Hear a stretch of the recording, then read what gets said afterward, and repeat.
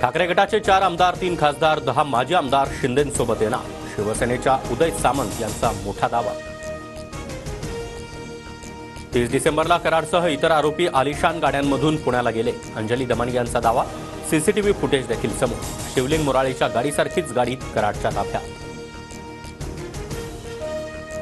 सरपंच देशमुखांची क्रूरपणे हत्या करणाऱ्या मारेकऱ्यांना फाशावरच लटकवलं पाहिजे. चौकशीमध्ये दोषी आढळणाऱ्यांवर कडक कारवाई करणार. अजित पवार यांची प्रतिक्रिया. वाल्मी कराड आणि पोलिसांमधील कथित संवाद व्हायरल. आरोपीला मदत करण्यावरून संवाद झाल्याचा दावा.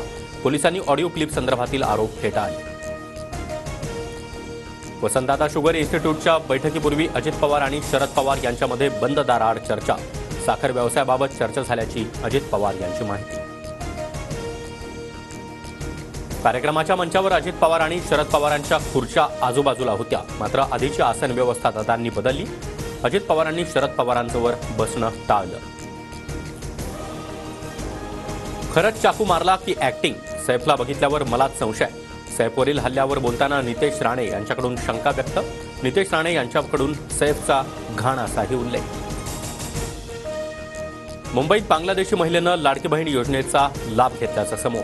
पोलिसांकडून 5 बांगलादेशी नागरिकांसह एका दलालालाही अटक. वेळ कमी होता म्हणून लाडक्या बहिणींचे आधार लिंक करता आले नाहीत. अजित पवार यांची मोठी कबुली. आधार लिंकविनाच लाडक्या बहिणींना पैसे गेल्याचं स्पष्ट. रिलायन्स ग्रुप महाराष्ट्रामध्ये 3 लाख कोटींची गुंतवणूक करणार. मुख्यमंत्र्यांसोबत दावोसमध्ये करा. 3 लाख रोजगार निर्माण होणार. ट्विट करा देवेंद्र फडणवीसांची माहिती.